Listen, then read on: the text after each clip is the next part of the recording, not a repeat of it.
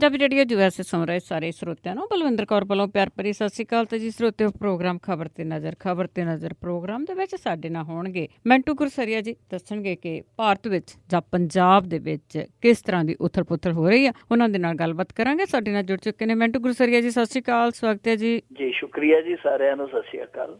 ਤੇ ਮੈਂਟੂ ਜੀ, ਸਭ ਤੋਂ ਪਹਿਲਾਂ ਆਪਾਂ ਗੱਲ ਕਰਦੇ ਹਾਂ ਲਾਲ ਕ੍ਰਿਸ਼ਨ ਅਡਵਾਨੀ ਦੀ। ਉਸ ਦੇ ਸਮੇਤ 13 ਜਣਿਆਂ ਤੇ ਬਾਬਰੀ ਮਸਜਿਦ ਦੇ ਫੇਰ ਤੇ ਚੱਲ ਸਕਦਾ ਹੈ ਕੇਸ। ਦੇਖੋ, ਸੁਪਰੀਮ ਕੋਰਟ ਨੇ ਅੱਜ ਸਾਫ਼ ਕਰ ਦਿੱਤਾ ਕਿ ਤਕਨੀਕੀ ਗਰਾਊਂਡ ਦੇ ਆਧਾਰ ਤੇ ਇਹਨਾਂ ਨੂੰ ਦੋਸ਼ ਮੁਕਤ ਨਹੀਂ ਕੀਤਾ ਜਾ ਸਕਦਾ। ਮਤਲਬ ਕਿ ਸੰਕੇਤ ਹੈ ਕਿ ਆਉਣ ਵਾਲੇ ਸਮੇਂ ਦੇ ਵਿੱਚ ਲਾਲ ਕ੍ਰਿਸ਼ਨ ਅਡਵਾਨੀ ਤੇ ਉਹਦੇ 13 ਜਿਹੜੇ ਉਸ ਸਮੇਂ ਦੇ ਸਹਿ ਦੋਸ਼ੀ ਸਨ, ਉਹਨਾਂ ਤੇ ਦੁਬਾਰਾ ਇਹ ਮਾਮਲਾ ਜਿਹੜਾ ਉਹ ਚੱਲ ਸਕਦਾ। ਹਾਲਾਂਕਿ ਲਾਲ ਕ੍ਰਿਸ਼ਨ ਅਡਵਾਨੀ ਹੋਰਾਂ ਦੇ ਵਕੀਲ ਨੇ ਤਰਕ ਦਿੱਤਾ ਜੀ ਕਿ ਇਸ ਤਰ੍ਹਾਂ ਦਾ ਜੇ ਟ੍ਰਾਇਲ ਹੋਏਗਾ 183 ਗਵਾਹ ਜਿਹੜੇ ਉਹਨਾਂ ਦੀ ਗਵਾਹੀ ਫਿਰ ਦੁਬਾਰਾ ਤੋਂ ਹੋਏਗੀ, ਉਸ ਤਰ੍ਹਾਂ ਅਸੀਂ ਟ੍ਰਾਇਲ ਲਈ ਤਿਆਰ ਆ। ਨਾਲ ਉਹਨਾਂ ਨੇ ਇਹ ਗੱਲ ਆਖੀ ਹੈ। ਪਰ ਸੁਪਰੀਮ ਕੋਰਟ ਦੀ ਜਿਸ ਤਰੀਕੇ ਦੀ ਇਹ ਟਿੱਪਣੀ ਆਈ ਹੈ, ਔਰ ਖਾਸ ਤੌਰ ਤੇ ਇੱਕ ਜਿਹੜਾ CBI ਦਾ ਉਹਦੇ 'ਚ ਸਟੇਟਮੈਂਟ ਆਇਆ ਕੋਰਟ ਦੇ ਵਿੱਚ, ਉਹ ਦੋਨੇ ਚੀਜ਼ਾਂ ਜਿਹੜੀਆਂ ਉਹ ਸੰਕੇਤ ਦਿੰਦੀਆਂ ਨੇ, ਇਸ਼ਾਰਾ ਦਿੰਦੀਆਂ ਨੇ ਕਿ ਆਉਣ ਵਾਲੇ ਸਮੇਂ ਦੇ ਵਿੱਚ ਲਾਲ ਕ੍ਰਿਸ਼ਨ ਅਡਵਾਨੀ ਤੇ ਉਹਦੇ ਸੰਗੀ ਸਾਥੀਆਂ ਤੇ ਇਹ ਮੁਕੱਦਮਾ ਦੁਬਾਰਾ ਖੁੱਲ ਸਕਦਾ ਹੈ। ਦੇਖੋ, ਇਹ ਜਦੋਂ ਸਾਰਾ ਕੁਛ ਵਾਪਰ ਗਿਆ ਸੀ 1992 ਦੇ ਵਿੱਚ, ਇਹ 5 ਜਣੇ ਮੁੱਖ ਦੋਸ਼ੀ ਬਣਾਏ ਗਏ ਸਨ। ਜਿੱਦਾਂ ਕਲਿਆਣ ਸਿੰਘ ਹੋ ਗਿਆ, ਇੱਕ ਮੁਰਲੀ ਮਨੋਹਰ ਜੋਸ਼ੀ, ਅਸ਼ੋਕ ਸਿੰਘਲ, ਲਾਲ ਕ੍ਰਿਸ਼ਨ ਅਡਵਾਨੀ, ਇਸ ਤੋਂ ਇਲਾਵਾ ਹੋਰ ਵੀ ਜਿਹੜੇ ਨਾਲ ਸਹਿ ਦੋਸ਼ੀ ਸਨ। ਕੁੱਲ 13 ਬੰਦਿਆਂ ਨੂੰ 120 ਵਿੱਚ ਰੱਖਿਆ ਗਿਆ ਸੀ ਸਾਜ਼ਿਸ਼ ਕਰਦੇ। ਔਰ ਇਹਦੇ 'ਚ ਕੋਈ ਸ਼ੱਕ ਵੀ ਨਹੀਂ, ਜਿਸ ਤਰ੍ਹਾਂ ਇਹਨੇ ਰੱਥ ਕਮਾਇਆ, ਪਹਿਲਾਂ ਲਾਮਬੰਦੀ ਕੀਤੀ, ਉਦੋਂ VP ਸਿੰਘ ਹੁੰਦਾ ਸੀ ਪ੍ਰਧਾਨ ਮੰਤਰੀ, ਕਮਜ਼ੋਰ ਪ੍ਰਧਾਨ ਮੰਤਰੀ ਸੀਗਾ, ਇਹਨਾਂ ਦੀ ਉਹ ਸਪੋਰਟ ਤੇ ਟਿਕਿਆ ਸੀਗਾ। ਲਾਲੂ ਨੇ ਲਾਲ ਕ੍ਰਿਸ਼ਨ ਅਡਵਾਨੀ ਨੂੰ ਬਿਹਾਰ ਦੇ ਵਿੱਚ ਘੇਰ ਲਿਆ, ਫਿਰ ਇਹਨਾਂ ਨੇ ਉਹ VP ਸਿੰਘ ਸਰਕਾਰ ਡੇਗ ਦਿੱਤੀ। ਨਰਸਿਮਹਾ ਰਾਓ ਆਇਆ, ਉਹ ਉਦੋਂ ਵੀ ਸਿਰਾ ਬੰਦਾ ਸੀ, ਚੋਰ ਸੀ, ਨਾਲੇ ਕਮਜ਼ੋਰ ਸੀਗਾ। ਫਿਰ ਉਹਨੂੰ ਇਹਨਾਂ ਨੇ ਹੱਥਾਂ ਹੇਠ ਕੀਤਾ। PV ਨਰਸਿਮਹਾ ਰਾਓ ਦੀ ਵੀ ਅੰਦਰਲੇ ਖਾਤੇ ਇਹਨਾਂ ਦੇ ਨਾਲ ਤਾਰ ਰਲੀ ਹੋਈ ਸੀ। ਫਿਰ 1992 ਦੀ ਉਹ ਕੜੀ ਆਈ ਜਦੋਂ ਇਹ ਬਾਲ ਠਾਕਰੇ ਵਗੈਰਾ ਸਾਰੇ ਰਲ ਕੇ ਪਹਿਲਾਂ ਇਹਨਾਂ ਨੇ ਮੀਟਿੰਗਾਂ ਕੀਤੀਆਂ। ਮੀਟਿੰਗਾਂ ਤੋਂ ਬਾਅਦ ਸਾਰਾ ਕੁਛ ਜੋ ਹੋਇਆ ਉਹ ਸੰਸਾਰ ਦੇ ਸਾਹਮਣੇ ਆ। ਉਸ ਤੋਂ ਬਾਅਦ ਕੀ ਹੋਇਆ ਕਿ CBI ਨੇ ਇਹਨਾਂ ਨੂੰ ਚਾਰਜਸ਼ੀਟ ਕੀਤਾ ਕਿ 120 ਦੇ ਵਿੱਚ, ਯਾਨੀ ਸਾਜ਼ਿਸ਼ ਕਰਤਿਆਂ ਦੇ ਵਿੱਚ ਇਹ ਬੰਦੇ ਮੁੱਖ ਮੁਲਜ਼ਮ ਆ। ਕੇਸ ਚੱਲਦਾ ਰਿਹਾ। ਪਹਿਲਾਂ ਤੇ 2 ਵਾਰੀ ਪ੍ਰਧਾਨ ਮੰਤਰੀ ਵਾਜਪਾਈ ਬਣਿਆ, ਇਹਨਾਂ ਦੀ ਸਰਕਾਰ ਬਣੀ, ਉਹ ਡਿੱਗ ਜਾਂਦੀ ਰਹੀ, ਅਸਥਿਰ ਰਹੀ ਉਹ ਸਰਕਾਰ। ਪਰ ਜਿਹੜੀ ਸਥਿਰ ਸਰਕਾਰ ਇਹਨਾਂ ਦੀ ਆਈ 2002 ਤੱਕ, 1997 ਤੋਂ 2002 ਤੱਕ ਜਿਹੜੀ ਸਥਿਰ ਸਰਕਾਰ ਚੱਲੀ, ਉਸ ਸਰਕਾਰ ਦੇ ਵਿੱਚ CBI ਨੂੰ ਵਰਤ ਕੇ, ਹੁਣ ਜਿਹੜੀ CBI ਆਪ ਹੀ ਜਾ ਕੇ ਹੁਣ ਕੋਰਟ 'ਚ ਕਹਿੰਦੀ ਹੈ ਜੀ ਕਿ ਦੇਖੋ ਅਸੀਂ ਤੇ ਕਦੇ ਵੀ ਨਹੀਂ ਇਹ ਕਿਹਾ ਕਿ ਇਹਨਾਂ ਨੂੰ ਦੋਸ਼ ਮੁਕਤ ਕਰੋ, ਉਸੇ CBI ਨੂੰ ਵਰਤ ਕੇ ਇਹ ਆਪਣੀ ਜਾਨ ਛੁਡਾ ਗਏ ਸਨ, ਆਪਣਾ ਨਾਂ ਕਢਾ ਗਏ ਸੀਗੇ। ਪਰ ਹੁਣ ਕਿਉਂਕਿ ਹਾਲਾਤ ਹੈ ਜਿਹੜੇ ਬਦਲਦੇ ਪਏ ਆ, ਪਲ ਦਰ ਪਲ ਬਦਲਦੇ ਪਏ ਆ, ਉਹਨਾਂ ਬਦਲਵੇਂ ਹਾਲਾਤਾਂ ਦੇ ਵਿੱਚੋਂ ਇਹ ਚੀਜ਼ ਸਾਹਮਣੇ ਨਿਕਲ ਕੇ ਆ ਰਹੀ ਹੈ ਕਿ ਸੁਪਰੀਮ ਕੋਰਟ ਦੇ ਵਿੱਚ ਹੋ ਸਕਦਾ ਹੈ ਕਿ ਟ੍ਰਾਇਲ ਹੈ ਜਿਹੜਾ ਖਾਸ ਤੌਰ ਤੇ 120 ਵਾਲਾ, ਇਹ ਦੁਬਾਰਾ ਵੇਖਣ ਨੂੰ ਮਿਲ ਜਾ ਸਕੇ।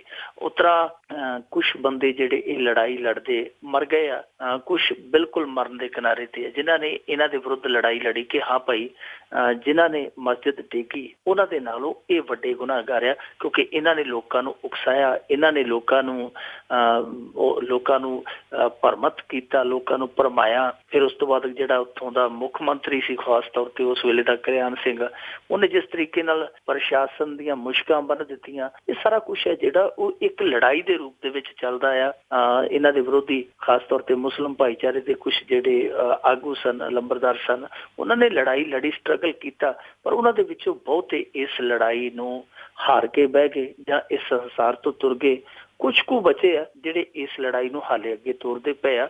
ਸੋ ਇਸ ਕਰਕੇ ਇਸ ਕੇਸ ਦਾ ਫੈਸਲਾ ਹੋ ਜਾਣਾ ਚਾਹੀਦਾ। ਉਂਝ ਦੇਖੋ ਸੁਪਰੀਮ ਕੋਰਟ ਝੱਟ ਕਹਿ ਦਿੰਦੀ ਕਿ ਅਵੱਗਿਆ ਕੀਤੀ ਹੈ। ਹੁਣ ਪੰਜਾਬ ਤੇ ਵੀ ਅਵੱਗਿਆ ਦਾ ਕੇਸ ਚੱਲਣ ਡਿਆ, ਆ ਜਿਹੜਾ SYL ਦਾ, ਪਰ ਇਸ ਮਾਮਲੇ ਦੇ ਵਿੱਚ ਕਿੱਡੀ ਵੱਡੀ ਅਵੱਗਿਆ ਹੋਈ। ਸੁਪਰੀਮ ਕੋਰਟ ਦੇ ਵਿੱਚ ਹੁਕਮ ਕੇਸ ਸੀਗਾ, ਸੁਪਰੀਮ ਕੋਰਟ ਦੇ ਹੁਕਮ ਸਨ ਕਿ ਬਾਬਰੀ ਮਸਜਿਦ ਦਾ ਢਾਂਚਾ ਜਿਹੜਾ ਉਹ ਜਿਉਂ ਦਾ ਤਿਉਂ ਰੱਖਿਆ ਜਾਵੇ, ਪਰ ਜੋ ਹੋਇਆ ਸਾਡੇ ਸਾਹਮਣੇ ਆ, ਤੇ ਉਸ ਤੋਂ ਬਾਅਦ ਜੋ ਹੋਇਆ ਉਹ ਵੀ ਸਾਡੇ ਸਾਹਮਣੇ ਆ। ਇਸ ਕਰਕੇ ਇਹ ਗੱਲਾਂ ਜਿਹੜੀਆਂ ਨੇ ਉਹ ਕਿਸੇ ਨੇਪਰੇ ਲੱਗਣੀਆਂ ਚਾਹੀਦੀਆਂ, ਕਿਸੇ ਪਾਸੇ ਤਨ ਪੱਤਨ ਲੱਗਣੀਆਂ ਚਾਹੀਦੀਆਂ, ਕਿਉਂਕਿ ਬਹੁਤ ਘੱਟ ਲੋਕ ਬਚੇ ਆ ਜਿਨ੍ਹਾਂ ਨੇ ਇਹ ਲੜਾਈ ਸ਼ੁਰੂ ਕੀਤੀ ਸੀਗੀ। ਉਹ ਜਿਵੇਂ ਕਹਿੰਦੇ ਹੁੰਦੇ ਨਾ ਕਿ ਮੁੜ ਕੇ ਅੱਖਾਂ ਅੰਨੀਆਂ ਹੋਇਆ ਤਾਂ ਸੁਰਮਾ ਪਾਉਣ ਦਾ ਕੀ ਫਾਇਦਾ। ਜਦੋਂ ਦੋਸ਼ੀ ਨਾ ਰਹੇ ਇਸ ਸੰਸਾਰ ਦੇ ਵਿੱਚ ਫਿਰ ਉਹਨਾਂ ਨੂੰ ਮੁੜ ਕੇ ਸਜ਼ਾ ਸੁਣਾਉਣ ਦਾ ਕੀ ਫਾਇਦਾ।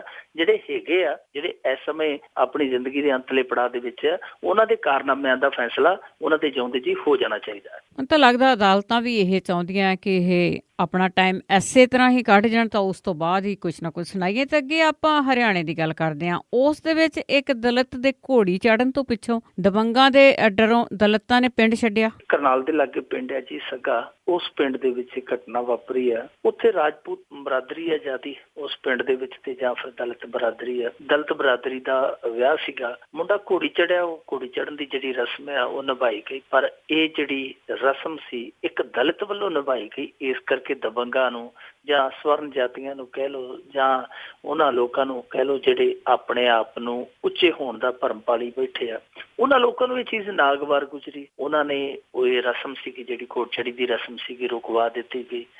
ਫਿਰ ਜਦੋਂ ਇਹ ਰਸਮ ਜਿਹੜੀ ਪੂਰੀ ਨਾ ਹੋਣ ਦਿੱਤੀ ਗਈ, ਦੋਨਾਂ ਧਿਰਾਂ ਦਾ ਆਪਸ ਦੇ ਵਿੱਚ ਟਕਰਾਅ ਵੀ ਹੋਇਆ।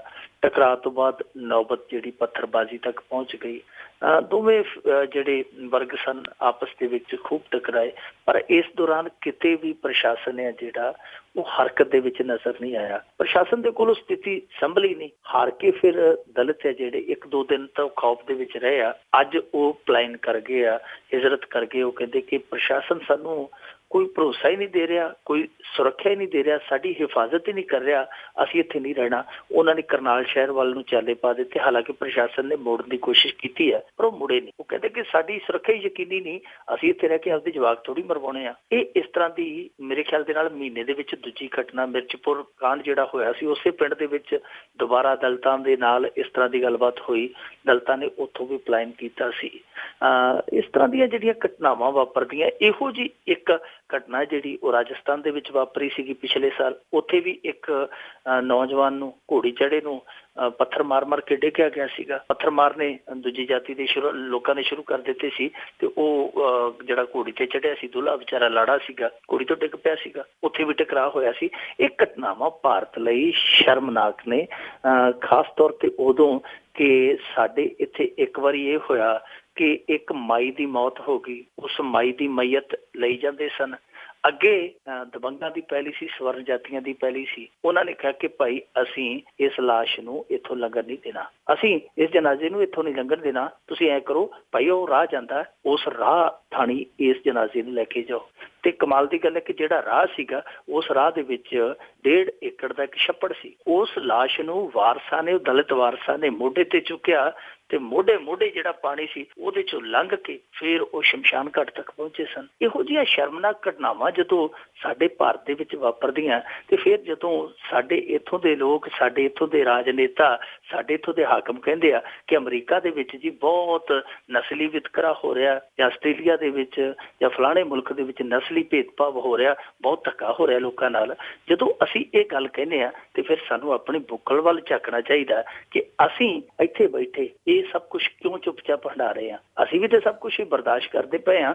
ਸਾਡੇ ਮੁਲਕ ਲਈ ਇੱਕ ਕਲੰਕ ਆ ਕਿ ਸਾਡੇ ਇਸ ਸਦੀ ਦੇ 21ਵੀਂ ਸਦੀ ਦੇ ਅਸੀਂ ਦੂਸਰੇ ਦਹਾਕੇ ਦੇ ਬਿਲਕੁਲ ਅੰਤਲੇ ਪੜਾਅ ਵੱਲ ਵੱਧਦੇ ਪਏ ਹਾਂ ਕਿ ਇਸ ਦੌਰ ਦੇ ਵਿੱਚ ਵੀ ਸਾਥੋਂ ਇਹ ਸਭ ਕੁਛ ਹੈ ਜਿਹੜਾ ਉਹ ਰੋਕਿਆ ਨਹੀਂ ਜਾ ਰਿਹਾ। ਉਲਟਾ ਅਸੀਂ ਕਹਿ ਦਿੰਦੇ ਹਾਂ ਕਿ ਬੁਰਾ ਗਰੀਬ ਦਾ ਮਾਰਨਾ, ਬੁਰੀ ਗਰੀਬ ਦੀ ਹਾ, ਕਿ ਜੀ ਉਹਦੀ ਹਾ ਲੱਗਦੀ ਹੈ। ਹਾ ਕਿਉਂ? ਤੁਸੀਂ ਉਹਦੇ ਲਈ ਹਾ ਦਾ ਨਾਰਾ ਕਿਉਂ ਮਾਰੋ, ਤਰਸ ਕਿਉਂ ਕਰੋ? ਬਲਕਿ ਜਿਹੜੇ ਉਹਦੇ ਮੌਲਿਕ ਹੱਕ ਹੈ, ਮੌਲਿਕ ਅਧਿਕਾਰ ਹੈ, ਮੌਲਿਕ ਉਹ ਜਿਹੜੇ ਉਹਨਾਂ ਨੂੰ ਰਾਈਟ ਦਿੱਤੇ ਗਏ ਆ, ਉਹਨਾਂ ਨੂੰ ਤੁਸੀਂ ਸੁਰੱਖਿਅਤ ਕਰਕੇ ਦਿਓ।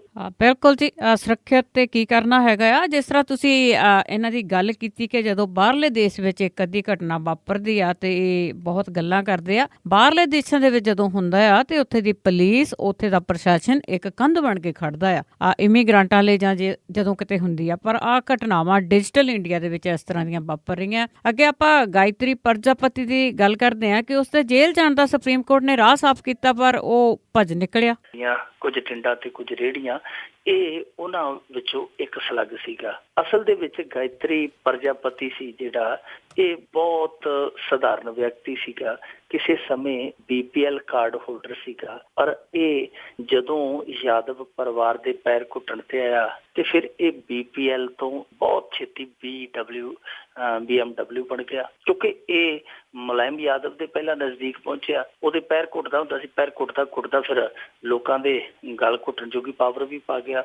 ਇਹ ਮਾਈਨਿੰਗ ਮਿਨਿਸਟਰ ਬਣਿਆ ਸੀ, ਖਣਨ ਮਿਨਿਸਟਰ। ਜਿਵੇਂ ਇੱਥੇ ਸਾਡੇ ਪੰਜਾਬ ਦੇ ਵਿੱਚ ਲੁੱਟ ਹੁੰਦੀ ਹੈ, ਜਿਸ ਤਰ੍ਹਾਂ ਇੱਥੇ ਰੇਤਾ ਬਜਰੀ ਕੱਢ ਕੇ ਬਹੁਤ ਵੱਡੇ ਪੱਧਰ ਤੇ ਲੁੱਟ ਕੀਤੀ ਜਾਂਦੀ ਹੈ, ਉਸ ਤਰ੍ਹਾਂ ਹੀ UP ਦੇ ਵਿੱਚ ਮਾਈਨਿੰਗ ਮਾਫੀਆ। ਸੋ ਇਹ ਸਾਰਾ ਕੁਝ ਇਹਦੀ ਨਿਗਰਾਨੀ ਹੇਠ ਚੱਲਦਾ ਰਿਹਾ।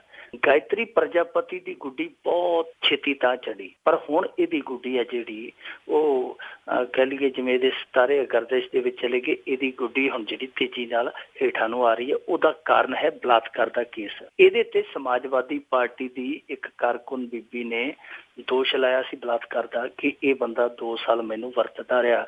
ਕਦੇ ਕਹਿੰਦਾ ਸੀਗਾ ਕਿ ਤੈਨੂੰ ਇੱਥੋਂ ਟਿਕਟ ਦਵਾ ਦੂੰ, ਕਦੇ ਕਹਿੰਦਾ ਸੀ ਤੈਨੂੰ ਇੱਥੋਂ ਟਿਕਟ ਦਵਾ ਦੂੰ। ਇਸ ਲਾਲਚ ਦੇ ਵਿੱਚ ਇਹ ਵਰਤਦਾ ਰਿਹਾ। ਔਰ ਹੱਦ ਦੀ ਗੱਲ ਤੇ ਇਹ ਹੈ ਕਿ ਕਹਿੰਦੀ ਕਿ ਮੁੜ ਕੇ 14 ਸਾਲ ਦੀ ਮੇਰੀ ਬੱਚੀ ਸੀਗੀ, ਉਹਦੇ ਤੇ ਵੀ ਇਹਨੇ ਮੈਲੀ ਅੱਖ ਧਰ ਲਈ। ਫਿਰ ਹਾਰ ਕੇ ਉਹ ਕਹਿੰਦੀ ਮੈਂ ਪੁਲਿਸ ਕੋਲ ਗਈ, ਪੁਲਿਸ ਨੇ ਮੇਰੀ ਕੋਈ ਗੱਲ ਨਹੀਂ ਸੁਣੀ। UP ਦੀ ਪੁਲਿਸ ਸਾਰੀ ਇਹਦੇ ਦਬਾਅ ਹੇਠ ਸੀ। ਉਹ ਹਾਰ ਕੇ ਕਿਸੇ ਸਮਾਜ ਪੱਖੀ ਵਕੀਲ ਦੇ ਕੋਲੇ ਪਹੁੰਚ ਗਈ। ਉਹ ਸਮਾਜ ਸੇਵੀ ਜਿਹੜਾ ਵਕੀਲ ਸੀਗਾ ਉਹ ਸੁਪਰੀਮ ਕੋਰਟ ਤੱਕ ਗਿਆ। ਫਿਰ ਸੁਪਰੀਮ ਕੋਰਟ ਨੇ ਆਰਡਰ ਕੀਤੇ ਸੀਗੇ ਕਿ ਭਾਈ ਗਾਇਤਰੀ ਪ੍ਰਜਾਪਤੀ ਨੂੰ ਗ੍ਰਿਫਤਾਰ ਕੀਤਾ ਜਾਵੇ, ਕੇਸ ਦਰਜ ਕੀਤਾ ਜਾਵੇ। ਗਾਇਤਰੀ ਪ੍ਰਜਾਪਤੀ ਨੇ ਉਹਨਾਂ ਹੁਕਮਾਂ ਨੂੰ ਚੈਲੰਜ ਕੀਤਾ ਸੀ ਸੁਪਰੀਮ ਕੋਰਟ ਦੇ ਵਿੱਚ ਕਿ ਜੀ ਮੇਰੇ ਤੇ ਜਿਹੜੀ ਇਹ FIR ਦਰਜ ਹੋਈ ਹੈ ਇਹਨੂੰ ਰੱਦ ਕਰ ਦਿੱਤਾ ਜਾਵੇ ਜਾਂ ਮੈਨੂੰ ਅਗਾਊਂ ਜ਼ਮਾਨਤ ਦੇ ਦਿੱਤੀ ਜਾਵੇ। ਇਹਨਾਂ ਦੋਨਾਂ ਹੀ ਅਪੀਲਾਂ ਨੂੰ ਅੱਜ ਸੁਪਰੀਮ ਕੋਰਟ ਨੇ ਰੱਦ ਕਰ ਦਿੱਤਾ ਹੈ। ਹੁਣ ਗਾਇਤਰੀ ਪ੍ਰਜਾਪਤੀ ਲਈ ਜੇਲ੍ਹ ਦਾ ਬੂਹਾ ਜਿਹੜਾ ਉਹ ਖੁੱਲ੍ਹਦਾ ਜਾਪਦਾ। ਉਂਝ ਗਾਇਤਰੀ ਪ੍ਰਜਾਪਤੀ ਤੇ 17 ਫਰਵਰੀ ਨੂੰ FIR ਦਰਜ ਹੋਈ ਸੀਗੀ। 17 ਫਰਵਰੀ ਤੋਂ ਲਾ ਲਓ ਅੱਜ 11 ਤੇ 6 17 ਦਿਨ ਹੋ ਗਏ। 17 ਦਿਨਾਂ ਦੇ ਵਿੱਚ ਇਹ ਗਾਇਤਰੀ ਪ੍ਰਜਾਪਤੀ UP ਦੇ ਵਿੱਚ ਰਿਹਾ। 3-4 ਦਿਨ ਹੋ ਗਏ ਇਹਨੂੰ ਅੰਡਰਗਰਾਊਂਡ ਹੋਏ ਨੂੰ। ਇਹ ਇਸ ਦੌਰਾਨ ਰੈਲੀਆਂ ਨੂੰ ਸੰਬੋਧਨ ਵੀ ਕਰਦਾ ਰਿਹਾ, ਇੱਥੋਂ ਤੱਕ ਕਿ ਆਪਣੀ ਵੋਟ ਪਾਉਣ ਵੀ ਆਇਆ ਪੋਲਿੰਗ ਬੂਥ ਤੇ। ਇਹਦੇ ਨਾਲ ਹੀ ਗਨਮੈਨ ਹੁੰਦੇ ਸਨ, ਸਾਰਾ ਲਾਮ ਲਸ਼ਕਰ ਦੇ ਨਾਲ ਸੀ, ਪਰ ਇਹਨੂੰ ਗ੍ਰਿਫਤਾਰ ਨਹੀਂ ਕੀਤਾ ਗਿਆ। ਜਦੋਂ ਬਿਲਕੁਲ ਆਪਣੀ ਚੋਣ ਮੁਹਿੰਮ ਨੇਪਰੇ ਚੜ ਗਿਆ, ਵੋਟ ਵੀ ਪਾ ਗਿਆ, ਸਾਰਾ ਕੁਝ ਕੰਮ ਬਿਲੇ ਲਾ ਗਿਆ, ਉਸ ਤੋਂ ਬਾਅਦ ਫਿਰ ਕਹਿੰਦੇ ਜੀ ਗਾਇਤਰੀ ਪ੍ਰਜਾਪਤੀ ਹੈ ਜਿਹੜਾ ਲੋਪ ਹੋ ਗਿਆ। ਰੈੱਡ ਕਾਰਨਰ ਨੋਟਿਸ ਜਾਰੀ ਕਰ ਦਿੱਤਾ, ਉਹਦਾ ਪਾਸਪੋਰਟ ਜ਼ਬਤ ਕਰ ਲਿਆ ਗਿਆ। ਇਹ ਸਾਰੀਆਂ ਕਵਾਇਦਾਂ ਉਦੋਂ ਕੀਤੀਆਂ ਗਈਆਂ ਜਦੋਂ ਪਾਣੀਪਤ ਨੂੰ ਲੰਘ ਚੁੱਕਾ ਸੀ। ਹੁਣ ਗਾਇਤਰੀ ਪ੍ਰਜਾਪਤੀ ਪਤਾ ਨਹੀਂ ਕਿਹੜੇ ਪਤਾਲ ਦੇ ਵਿੱਚ ਵੜ ਗਿਆ, ਲੱਭਦਾ ਨਹੀਂ। ਉਂਝ ਸੁਪਰੀਮ ਕੋਰਟ ਨੇ ਅੱਜ ਸਾਫ਼ ਕਰ ਦਿੱਤਾ ਕਿ ਗਾਇਤਰੀ ਪ੍ਰਜਾਪਤੀ ਦਾ ਜਿਹੜਾ ਹੁਣ ਅਗਲਾ ਭਵਿੱਖ ਹੋਏਗਾ ਉਹ ਕੁਝ ਸਮੇਂ ਲਈ ਜਾਂ ਕੁਝ ਸਾਲਾਂ ਲਈ ਜੇਲ੍ਹ ਦੇ ਵਿੱਚ ਜੀ। ਤੇ ਦੇਖਦੇ ਹਾਂ ਜੀ ਕਦੋਂ ਹੱਥ ਆਉਂਦਾ ਹੈ। ਤੇ ਅੱਗੇ ਆਪਾਂ ਡੇਰਾ ਸਮਰਥਨ ਦੇ ਮੁੱਦੇ ਦੀ ਗੱਲ ਕਰੀਏ ਤੇ ਉਹ ਜਿਹੜੀ ਕਮੇਟੀ ਆ ਉਸਨੇ ਜਾਂਚ ਰਿਪੋਰਟ ਸੌਂਪੀ ਜੀ। ਅੱਜ ਇਹਨਾਂ ਨੇ ਜਾਂਚ ਰਿਪੋਰਟ ਜਿਹੜੀ 45 ਰਿਪੋਰਟ ਆ ਉਹ ਅਕਾਲ ਤਖਤ ਦੇ ਜਥੇਦਾਰ ਗਿਆਨੀ ਗੁਰਬਚਨ ਸਿੰਘ ਨੂੰ ਸੌਂਪ ਦਿੱਤੀ ਹੈ। ਗਿਆਨੀ ਗੁਰਬਚਨ ਸਿੰਘ ਨੇ ਇਹਨਾਂ ਕੋ ਰਿਐਕਟ ਕੀਤਾ, ਇਹ ਵੀ ਪ੍ਰਤੀਕਿਰਿਆ ਦਿੱਤੀ ਹੈ ਕਿ ਦੇਖੋ ਜੀ ਜਿਹੜੀ ਆ ਗਈ ਹੈ ਰਿਪੋਰਟ ਸਾਡੇ ਕੋਲ, ਇਸ ਰਿਪੋਰਟ ਦੇ ਵਿੱਚ ਜੋ ਵੀ ਹੈ ਅਸੀਂ ਵੇਖਾਂਗੇ, ਜਾਂਚਾਂਗੇ, ਪਰਖਾਂਗੇ, ਪਰ ਅਸੀਂ ਜੋ ਵੀ ਫੈਸਲਾ ਕਰਾਂਗੇ, ਜੋ ਵੀ ਮੀਟਿੰਗ ਕਰਾਂਗੇ ਉਹ ਹੋਲਾ ਮਹੱਲਾ ਤੋਂ ਬਾਅਦ ਕਰਾਂਗੇ। ਇਹਦਾ ਮਤਲਬ ਕਿ ਹਾਲੇ ਦਿਨ ਹੈ ਜਿਹੜੇ ਉਹ 10-15 ਦਿਨ ਹੋਰ ਪੈ ਸਕਦੇ ਆ ਇਸ ਮਾਮਲੇ ਦੇ ਵਿੱਚ ਕੋਈ ਫੈਸਲਾ ਹੋਣ ਲਈ। ਉਂਝ ਦੱਸਦੇ ਆ ਕਿ ਇਸ ਸੂਚੀ ਦੇ ਵਿੱਚ ਜਿਹੜੀ ਇਹ 45 ਰਿਪੋਰਟ ਇਹਨਾਂ ਨੇ ਬਣਾਈ ਹੈ, ਉਸ ਸੂਚੀ ਦੇ ਵਿੱਚ 40 ਨੇਤਾਵਾਂ ਦੇ ਨਾਂ ਆ, ਜਿਨ੍ਹਾਂ ਦੇ ਵਿੱਚੋਂ ਬਹੁਤੇ ਅਕਾਲੀ ਆ, ਕੁਝ ਕਾਂਗਰਸੀ ਆ ਤੇ ਇੱਕਾ ਦੁੱਕਾ ਆਮ ਆਦਮੀ ਪਾਰਟੀ ਦੇ ਵੀ ਆ, ਜਿਹੜੇ ਸਿੱਧੇ ਰੂਪ ਦੇ ਵਿੱਚ ਜਾਂ ਅਸਿੱਧੇ ਰੂਪ ਦੇ ਵਿੱਚ ਡੇਰੇ ਤੋਂ ਸਮਰਥਨ ਮੰਗਣ ਗਏ ਸਨ। ਹੁਣ 40 ਤੋਂ ਉੱਤੇ ਇਹ ਨਾਵਾਂ ਦੀ ਸੂਚੀ ਦੱਸੀ ਜਾਂਦੀ ਹੈ। ਇਹਦੇ ਚ ਕੌਣ ਆ ਇਹ ਤੇ ਹੁਣ ਪੋਰਟਲੀ ਖੁੱਲੇਗੀ ਜਦੋਂ ਉਦੋਂ ਹੀ ਪਤਾ ਲੱਗੇਗਾ। ਉਂਝ ਜਿਹੜੀ ਕਮੇਟੀ ਜਿਹੜੀ 45 ਕਮੇਟੀ ਸੀ ਉਹਨਾਂ ਨੇ ਕੁਝ ਵੀ ਕਹਿਣ ਤੋਂ ਇਨਕਾਰ ਕਰ ਦਿੱਤਾ। ਉਹ ਕਹਿੰਦੇ ਕਿ ਮਾਮਲਾ ਜਿਹੜਾ ਬਹੁਤ ਰਾਜ਼ਦਾਰ ਮਾਮਲਾ ਹੈ, ਬਹੁਤ ਸੈਂਸਿਟਿਵ ਮੁੱਦਾ, ਇਸ ਕਰਕੇ ਅਸੀਂ ਕੁਝ ਨਹੀਂ ਬੋਲ ਸਕਦੇ। ਅਸੀਂ ਜੋ ਵੀ ਕਰ ਸਕਦੇ ਸਾਂ, ਜਿੰਨੀ ਇਨਫੋਰਮੇਸ਼ਨ ਅਸੀਂ ਇਕੱਠੀ ਕਰ ਸਕਦੇ ਸਾਂ, ਉਹ ਸਾਰੀ ਜਾਣਕਾਰੀ ਅਸੀਂ ਇਕੱਤਰ ਕਰਕੇ ਇਸ ਰਿਪੋਰਟ ਦੇ ਵਿੱਚ ਭਰ ਦਿੱਤੀ ਹੈ ਤੇ ਇਹ ਰਿਪੋਰਟ ਅਸੀਂ ਅਕਾਲ ਤਖਤ ਦੇ ਜਥੇਦਾਰ ਦੀ ਤਲੀਏ ਰੱਖ ਦਿੱਤੀ ਹੈ। ਉਹ ਹੁਣ ਵੇਖਣਗੇ ਉਹਨਾਂ ਨੇ ਅੱਗੇ ਕੀ ਕਰਨਾ। ਸੋ ਇਹ ਹੁਣ ਤੱਕ ਦੀ ਹੈ ਜਿਹੜੀ ਇਹ ਅੱਜ ਦੀ ਕਾਰਵਾਈ ਹੈ। ਆਉਣ ਵਾਲੇ ਦਿਨਾਂ 'ਚ ਇਸ ਕਾਰਵਾਈ 'ਚੋਂ ਅੱਗੇ ਕੀ ਨਿਕਲਦਾ ਵੇਖਣਾ ਪਵੇਗਾ। ਉਂਝ ਜੇ ਕਾਂਗਰਸੀਆਂ ਦੀ ਗੱਲ ਕਰੀਏ ਜਾਂ ਆਮ ਆਦਮੀ ਪਾਰਟੀ ਦੀ ਗੱਲ ਕਰੀਏ, ਠੀਕ ਹੈ ਜੇ ਉਹ ਗਏ ਆ, ਜੇ ਉਹਨਾਂ ਨੇ ਕੋਈ ਉਲੰਘਣਾ ਕੀਤੀ ਹੈ ਕਿਸੇ ਧਾਰਮਿਕ ਮਰਿਆਦਾ ਦੀ, ਤੇ ਠੀਕ ਹੈ, ਉਹ ਵੀ ਸਜ਼ਾ ਦੇ ਭਾਗੀਦਾਰ ਬਣਦੇ ਆ। ਪਰ ਸਭ ਤੋਂ ਵੱਡਾ ਸਵਾਲ ਇਹ ਹੈ ਕਿ ਕੀ ਇਸ ਸੂਚੀ ਦੇ ਵਿੱਚ ਨਾਂ ਸੁਖਬੀਰ ਸਿੰਘ ਬਾਦਲ ਦਾ ਵੀ ਹੋਵੇਗਾ? ਕਿਉਂਕਿ ਸੁਖਬੀਰ ਸਿੰਘ ਬਾਦਲ ਦੇ ਬਾਬਤ ਵੀ ਤੇ ਚਰਚੇ ਚੱਲਦੇ ਆ ਨਾ ਕਿ ਜਿਹੜੀ ਪਹਿਲੀ ਮਾਫੀ ਦਿੱਤੀ ਗਈ ਸੀ ਡੇਰਾ ਮੁਖੀ ਨੂੰ, ਉਹਦੇ ਲਈ ਸਾਰਾ ਜਿਹੜਾ ਪਲਾਨ ਤਿਆਰ ਕੀਤਾ ਗਿਆ ਸੀ, ਉਹ ਇੱਕ ਅਦਾਕਾਰ ਦੇ ਘਰ ਬਹਿ ਕੇ ਮੁੰਬਈ ਦੇ ਵਿੱਚ ਇਹਨੇ ਡੇਰਾ ਮੁਖੀ ਤੇ ਸੁਖਬੀਰ ਸਿੰਘ ਬਾਦਲ ਨੇ ਕੀਤਾ ਸੀ। ਹਾਲਾਂਕਿ ਅੱਜ ਤੱਕ ਇਹਨਾਂ ਨੇ ਉਸ ਚਰਚਾ ਦਾ ਕਦੇ ਖੰਡਨ ਨਹੀਂ ਕੀਤਾ। ਰਾਜਦੇਵ ਸਿੰਘ ਖਾਲਸਾ ਜਿਹੜਾ RSS ਦੇ ਵਿੱਚ ਵੀ ਰਲ ਗਿਆ ਸੀ, ਵਕੀਲ ਹੈ ਬਰਨਾਲੇ ਤੋਂ, ਉਹਨੇ ਸਪਸ਼ਟ ਤੌਰ ਤੇ ਇਹਨਾਂ ਤੇ ਦੋਸ਼ ਲਾਏ ਸੀ। ਉਹ ਕਹਿੰਦਾ ਸੀ ਕਿ ਮੈਂ ਸਾਬਤ ਕਰ ਸਕਦਾ, ਉਹ ਮੇਰੇ ਨਾਲ ਆਓ ਕਿਸੇ ਵੀ ਮੰਚ ਤੇ ਬਹਿਸ ਕਰ ਲੈਣ। ਇੱਥੋਂ ਗਿਆਨੀ ਗੁਰਮੁਖ ਸਿੰਘ ਗਿਆ। ਸੋ ਉਹ ਜਿਹੜੇ ਚਰਚੇ ਚੱਲਦੇ ਆ, ਕਿ ਉਹਨਾਂ ਨੇ ਉਸ ਚਰਚਿਆਂ ਨੂੰ ਪੜਤਾਲਿਆ ਕਿ ਕੀ ਉਹ ਜਾਇਜ਼ ਆ ਜਾਂ ਉਹ ਬਿਲਕੁਲ ਹਵਾ ਦੇ ਵਿੱਚ ਕੋਈ ਮਹਿਲ ਬਣਾਏ ਗਏ ਆ, ਕਿ ਉਸ ਮਾਮਲੇ ਤੇ ਪੜਤਾਲ ਕੀਤੀ ਗਈ? ਸਭ ਤੋਂ ਵੱਡਾ ਸਵਾਲ ਆ। ਦੂਜਾ ਹੈ ਕਿ ਕੈਪਟਨ ਅਮਰਿੰਦਰ ਸਿੰਘ ਬਾਰੇ ਵੀ ਇਹੋ ਜਿਹੇ ਚਰਚੇ ਆ। ਸੋ ਇਹ ਵੇਖਣਾ ਪਵੇਗਾ, ਕਿਉਂਕਿ ਇਹਨਾਂ ਨੇ ਕਿਹਾ ਕਿ 2007 ਤੋਂ ਬਾਅਦ ਜਿਹੜੇ ਵੀ ਆਗੂ ਉਹਨਾਂ ਦੇ ਕੋਲ ਗਏ ਆ ਪ੍ਰਤੱਖ ਰੂਪ ਦੇ ਵਿੱਚ ਜਾਂ ਅਪ੍ਰਤੱਖ ਰੂਪ ਦੇ ਵਿੱਚ, ਉਹ ਅਸੀਂ ਸਾਰੇ ਲਪੇਟੇ ਦੇ ਵਿੱਚ ਲਏ ਆ। ਵੇਖਣ ਵਾਲੀ ਗੱਲ ਇਹ ਹੋਏਗੀ ਕਿ ਕੀ ਉਹ ਲਪੇਟਾ ਬਾਦਲ ਪਿੰਡ ਤੱਕ ਪਹੁੰਚਦਾ, ਕਿ ਉਹ ਲਪੇਟਾ ਪਟਿਆਲੇ ਦੀਆਂ ਜੂਹਾਂ ਤੱਕ ਵੜਦਾ, ਇਹ ਵੇਖਣਾ ਦਿਲਚਸਪ ਹੋਏਗਾ। ਬਾਕੀ ਤਾਂ ਸਾਰਾ ਪਤਾ ਹੀ ਹੈ ਕਿ ਅੱਗੇ ਹੋਣਾ ਕੀ ਹੈ। ਬਿਲਕੁਲ ਜੀ, ਬਾਕੀਆਂ ਨੂੰ ਗਰੀਬ ਮਾਰ ਤੇ ਕਰੇ ਸਕਦੇ ਆ। ਤੇ ਅੱਗੇ ਆਪਾਂ ਚੱਲਦੇ ਆ ਪੰਜਾਬ ਦੇ ਪ੍ਰਾਇਮਰੀ ਸਕੂਲਾਂ ਵੱਲ, ਕਿ ਕਦੇ ਬਹਾਰਾਂ ਲੱਗੀਆਂ ਹੁੰਦੀਆਂ ਸੀ ਸਟੂਡੈਂਟਾਂ ਦੀਆਂ, ਪਰ ਹੁਣ ਜਿਹੜੇ ਪ੍ਰਾਇਮਰੀ ਸਕੂਲ ਆ ਉਹ ਬੱਚਿਆਂ ਨੂੰ ਤਰਸ ਰਹੇ ਨੇ। ਤੁਸੀਂ ਸਹੀ ਕਿਹਾ, ਬਹਾਰਾਂ ਹੁੰਦੀਆਂ ਸੀ, ਪਰ ਉਹ ਕਹਿੰਦੇ ਹੁੰਦੇ ਆ ਨਾ ਕਿ ਉਜੜ ਗਈਆਂ ਭਰਜਾਈਆਂ ਵਲੀ, ਜਿਨ੍ਹਾਂ ਦੇ ਜੇਠ ਵਲੀ ਹੁੰਦੇ ਆ, ਤੇ ਉਹ ਫਿਰ ਇਸ ਤਰ੍ਹਾਂ ਦੇ ਹਾਲਾਤ ਜਿਹੜੇ ਆ ਉਹ ਆਪਣੇ ਤਨ ਤੇ ਹੰਢਾਉਂਦੇ ਆ। ਇਹ ਜਿਹੜਾ ਸਾਡੇ ਪ੍ਰਾਇਮਰੀ ਸਕੂਲਾਂ ਦਾ ਢਾਂਚਾ ਹੈ, ਉਹਨੂੰ ਬਰਬਾਦ ਰਲ ਮਿਲ ਕੇ ਹਾਕਮਾਂ ਨੇ ਕੀਤਾ। ਕੁੱਲ ਮਿਲਾ ਕੇ ਹਾਕਮਾਂ ਨੇ ਨਿੱਜੀ ਸਕੂਲਾਂ ਵਾਲਿਆਂ ਨਾਲ ਰਲ ਮਿਲ ਕੇ ਕੀਤਾ, ਔਰ ਐਸਾ ਕੀਤਾ ਕਿ ਅੱਜ ਨੌਬਤ ਇਹੋ ਜਿਹੀ ਆ ਗਈ ਆ ਕਿ 13,000 ਪ੍ਰਾਇਮਰੀ ਸਕੂਲਾਂ ਚੋਂ ਸੈਂਕੜੇ ਸਕੂਲ ਇਹੋ ਜਿਹੇ ਆ ਜਿਹੜੇ ਆਪਣੇ ਕਹਿ ਲਈਏ ਕਿ ਜਿਹੜੇ ਭਵਿੱਖ ਆ ਉਹਨਾਂ ਨੂੰ ਤਰਾਸ਼ਣ ਲਈ ਤਰਸਦੇ ਪਏ, ਕਿ ਉਹ ਭਵਿੱਖ ਸਾਡੇ ਕੋਲ ਆਉਣ, ਸਾਡੀ ਗੋਦ ਦੇ ਵਿੱਚ ਬਹਿਣ ਤੇ ਅਸੀਂ ਉਹਨਾਂ ਨੂੰ ਤਰਾਸ਼ੀਏ।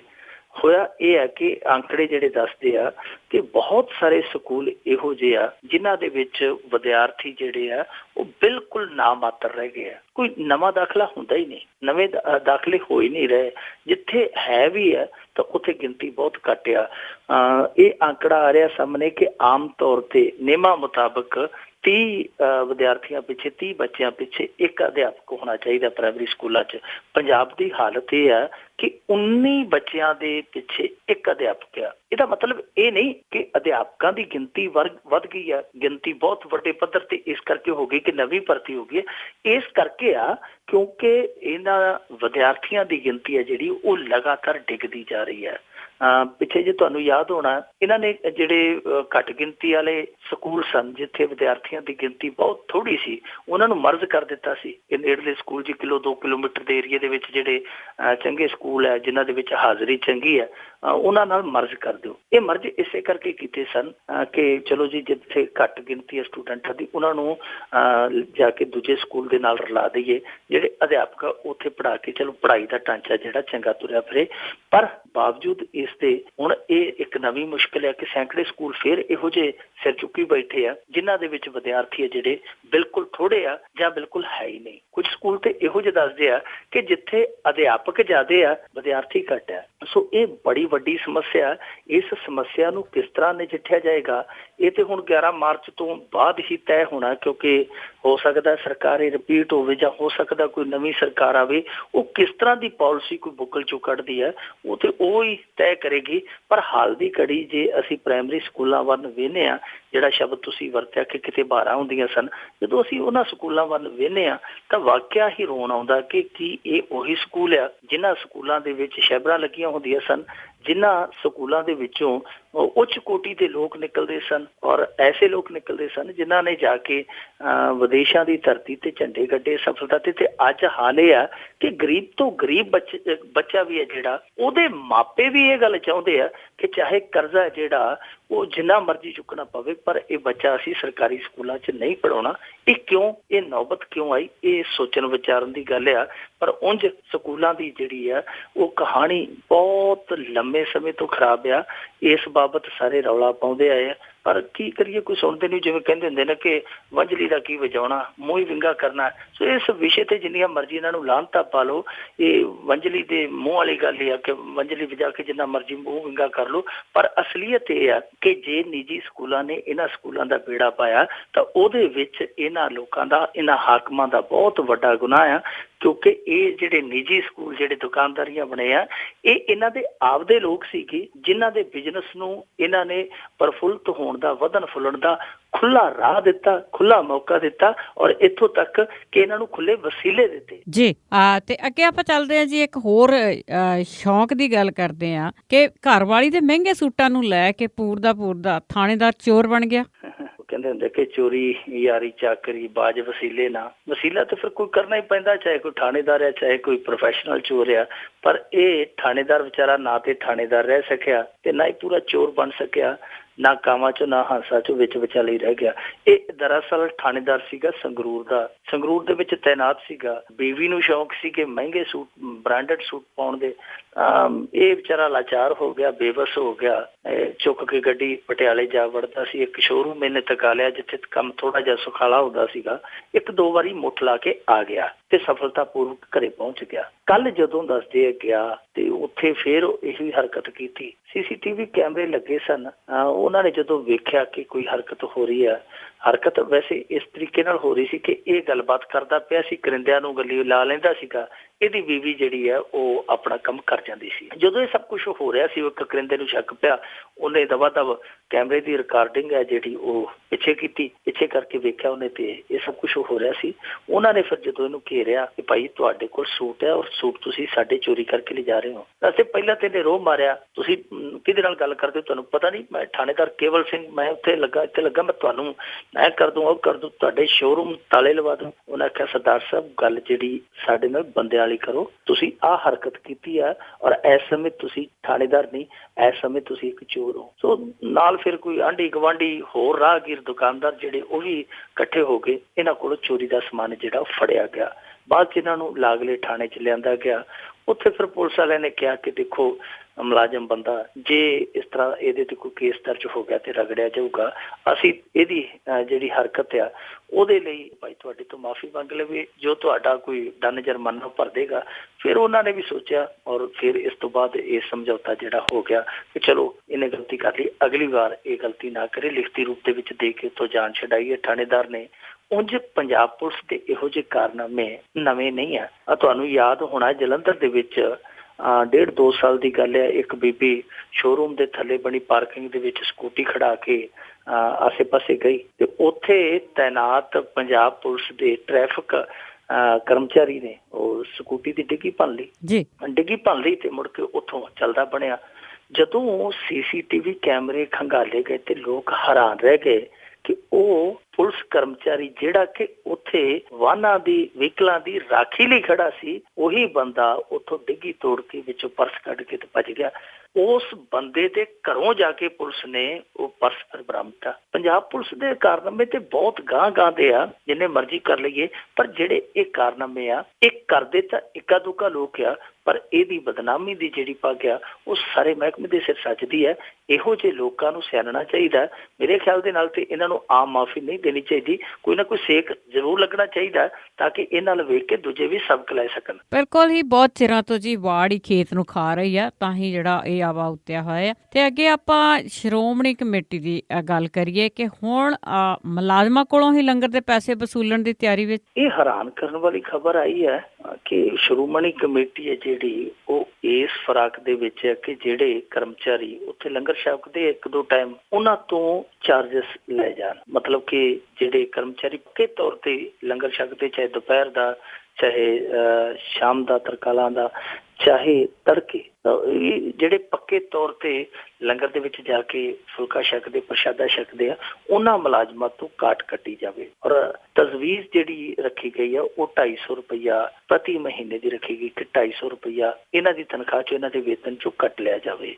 ਹੁਣ ਦੂਜੇ ਪਾਸੇ ਇਹ ਵੀ ਸੁਣਨ ਦੇ ਵਿੱਚ ਆ ਰਿਹਾ ਕਿ ਇਹੋ ਜਿਹੀ ਪ੍ਰਥਾ ਪਹਿਲਾਂ ਵੀ ਹੁੰਦੀ ਸੀ। ਉਹ ਪਤਾ ਕੀਤਾ ਤੇ ਪਤਾ ਲੱਗਿਆ ਕਿ ਟੌੜਾ ਸਾਹਿਬ ਦੇ ਵੇਲੇ ਇਸ ਤਰ੍ਹਾਂ ਦੀ ਪ੍ਰਥਾ ਕੁਝ ਸਮੇਂ ਲਈ ਚੱਲੀ, ਜੋ ਬਾਅਦ ਦੇ ਵਿੱਚ ਬੰਦ ਕਰ ਦਿੱਤੀ ਕੀਤੀ ਗਈ ਸੀ, ਪਰ ਉਦੋਂ 5 ਰੁਪਏ ਜਿਹੜੇ ਉਹ ਉਹਨਾਂ ਮੁਲਾਜ਼ਮਾਂ ਦੀ ਤਨਖਾਹ ਚੋਂ ਕੱਟੇ ਜਾਂਦੇ ਸਨ ਜਿਹੜੇ ਪੱਕੇ ਤੌਰ ਤੇ ਲੰਗਰ ਛਕਦੇ ਸੀ। ਹੁਣ ਇਹ 5 ਦੀ ਜਗ੍ਹਾ ਤੇ 245 ਵੱਧ ਕੇ ਜਾਨੀ 250 ਰੁਪਏ ਕਰਨ ਲੱਗੇ ਆ।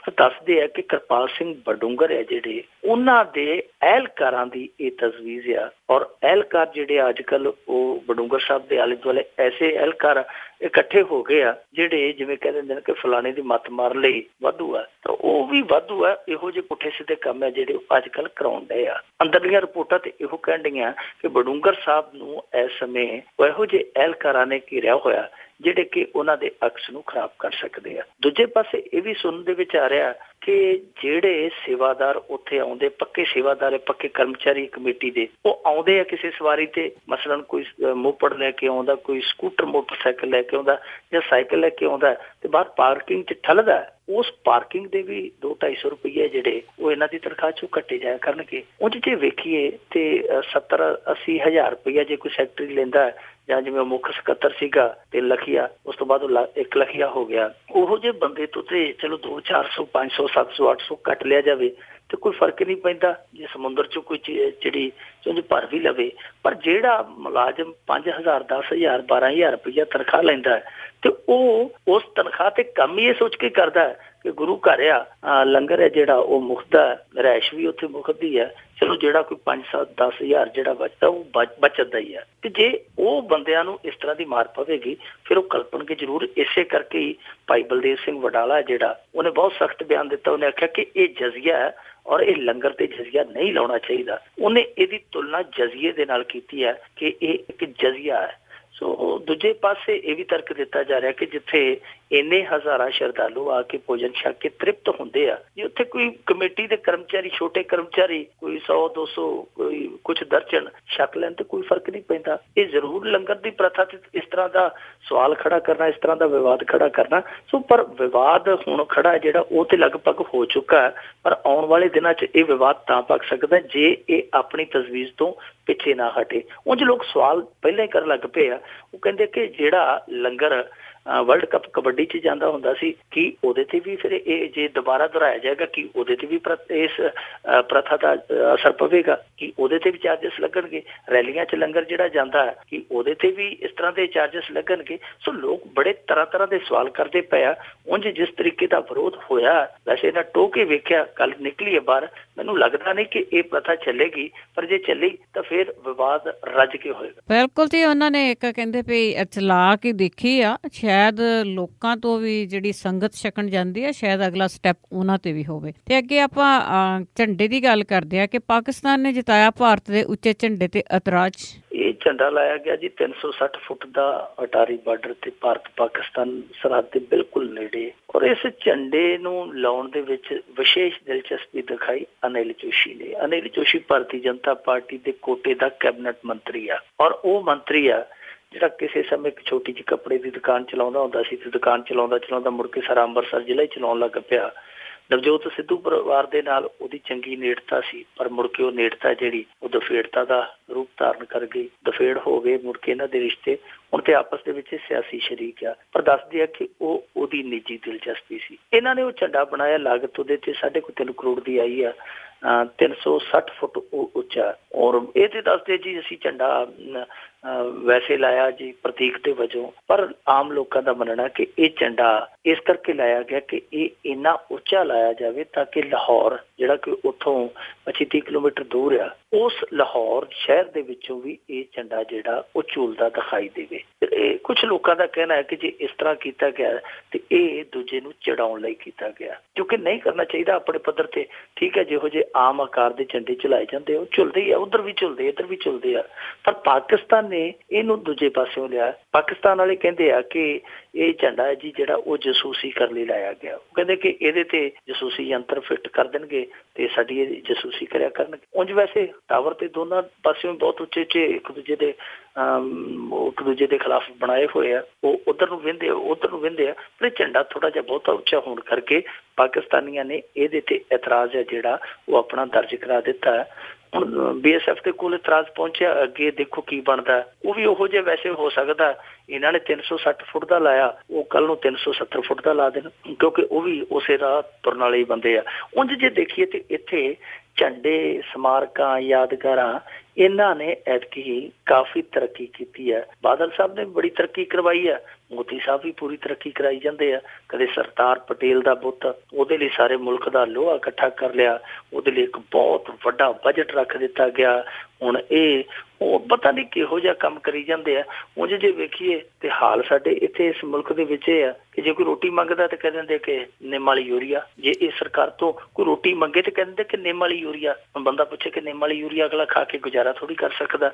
ਜੇ ਕੋਈ ਛੱਤ ਮੰਗੇ ਤੇ ਆਖ ਦਿੰਦੇ ਸਵੱਛ ਭਾਰਤ, ਤੇ ਸਾਫ਼ ਹੈ ਭਾਰਤ, ਜਿੱਥੇ ਮਰਜ਼ੀ ਤੰਬੂ ਲਾ ਕੇ ਰਹਿ ਲਓ, ਛੱਤ ਹੈ ਨਹੀਂ। ਜੇ ਕੋਈ ਜਵਾਬ ਮੰਗੇ, ਸਵਾਲ ਕਰੇ ਕਿ ਆਹ ਨੀਤੀ ਗਲਤ ਆ, ਤੈਨੂੰ ਕਹਿ ਦਿੰਦੇ ਤੂੰ ਦੇਸ਼ ਧਰੋਹੀ। ਹੁਣ ਜੇ ਕੋਈ ਨੌਕਰੀ ਮੰਗਿਆ ਕਰੂਗਾ ਤੇ ਹੋ ਸਕਦਾ ਇਹ ਕਹਿ ਦਿਆ ਕਰਨ ਕਿ 360 ਫੁੱਟ ਦਾ ਝੰਡਾ ਉੱਤੇ ਚੜ ਕੇ ਵੇਖ ਕਿਤੇ ਨੌਕਰੀ ਪਈ ਤੈਨੂੰ ਦਿਖਦੀ ਹੈ ਤੇ ਲੈ ਲਾ। ਸੋ ਇਹੋ ਜਿਹੇ ਕੰਮ ਜਿਹੜੇ ਪੁੱਠੇ ਸਿੱਧੇ ਹੋਣ ਡਏ ਆ, ਇਹ ਇੱਥੇ ਨਹੀਂ ਇਕੱਲੇ ਚਰਚਿਤ, ਪਾਕਿਸਤਾਨ ਦੇ ਵਿੱਚ ਵੀ ਇਹਨਾਂ ਦੀ ਚਰਚਾ ਹੋ ਰਹੀ ਹੈ। ਹੁਣ ਇਸ ਝੰਡੇ ਦਾ ਅੱਗੇ ਕੀ ਬਣੇਗਾ ਉਹਦੇ ਸਮਾਂ ਦੱਸੇਗਾ, ਪਰ ਹਾਲ ਫਿਲਹਾਲ ਇਸ ਝੰਡੇ ਦੀ ਚਰਚਾ ਵਾਲੀ ਜਿਹੜੀ ਝੰਡੀ ਆ ਉਹ ਪੂਰੀ ਝੂਲਦੀ ਪਈ ਹੈ। ਬਿਲਕੁਲ ਜੀ, ਹੁਣ ਝੰਡੇ ਦੀ ਰਾਜਨੀਤੀ ਆ ਉਹ ਕਾਫੀ ਟਾਈਮ ਚੱਲੂਗੀ। ਤੇ ਅੱਗੇ ਆਪਾਂ ਪਾਵਰਕਾਮ ਦੀ ਗੱਲ ਕਰੀਏ ਕਿ ਵਾਹਵਾ ਹੀ ਪਾਵਰ ਦੇ ਵਿੱਚ ਆ ਗਿਆ। ਕਈ ਮੰਤਰੀ ਸੰਤਰੀਆਂ ਦੇ ਘਰਾਂ ਦੇ ਵਿੱਚ ਹਨੇਰਾ ਕਰਨ ਤੋਂ ਬਾਅਦ ਹੁਣ ਲੁਧਿਆਣਾ ਦੀ ਜੇਲ੍ਹ ਵੀ ਹਨੇਰੇ ਵਿੱਚ ਡੁੱਬੀ। ਇਹ ਜੇਲ੍ਹ ਵੀ ਡੁੱਬ ਦਿੱਤੀ ਇਹਨਾਂ ਨੇ। ਵੈਸੇ ਫਰੀਦਕੋਟ ਤੇ ਫਿਰੋਜ਼ਪੁਰ ਜੇਲ੍ਹ ਦੇ ਪਹਿਲਾਂ ਇਹਨਾਂ ਨੇ ਵਾਰੰਟ ਕੱਢੇ ਹੋਏ। 1,08,93,000 ਰੁਪਇਆ ਜਿਹੜਾ ਉਹ ਇਸ ਜੇਲ੍ਹ ਵੱਲੋਂ ਬਕਾਇਆ ਸੀ। ਬਹੁਤ ਮੋਟਾ ਬਕਾਇਆ ਜਿਹੜਾ ਉਹ ਇਸ ਜੇਲ੍ਹ ਦੇ ਵੱਲ ਪੈਂਡਿੰਗ ਪਿਆ ਸੀ। ਕਿਸੇ ਨੇ ਪਹਿਲਾਂ ਪੁੱਛਿਆ ਹੀ ਨਹੀਂ, ਕਿਸੇ ਨੇ ਦੱਸਿਆ ਹੀ ਨਹੀਂ। ਹੁਣ ਇਹ ਜਿਵੇਂ ਪਿੰਡ ਨੇੜੇ ਆਇਆ ਤੇ ਜੁੱਤੀ ਫੜ ਕੇ ਦੌੜਨ ਵਾਲੀ ਗੱਲ ਹੈ, ਜੁੱਤੀ ਹੱਥ 'ਚ ਫੜ ਲਈ ਆ। ਪਾਵਰਕਾਮ ਹੁਣ ਪੂਰੀ ਤੇਜ਼ ਦੌੜਦਾ ਪਿਆ। ਇੱਥੇ ਸਾਡੇ ਅੱਜ ਮਲੋਟ ਇੱਕ ਹੋਰ ਹੀ ਤਮਾਸ਼ਾ ਹੋ ਗਿਆ।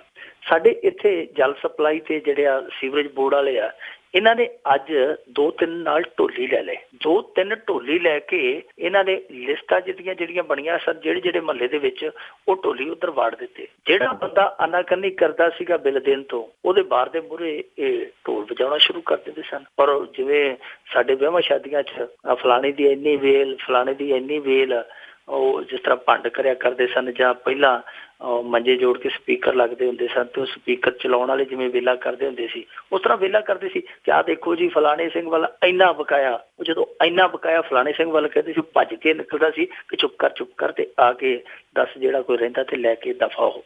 ਸੋ ਇਹੋ ਜਿਹਾ ਮਾਹੌਲ ਬਣਿਆ ਪਿਆ। ਹੁਣ ਢੋਲ ਦੇ ਡੱਗੇ ਤੇ ਵੀ ਬਿੱਲ ਉਗਰਾਏ ਜਾਂਦੇ ਪਏ ਆ।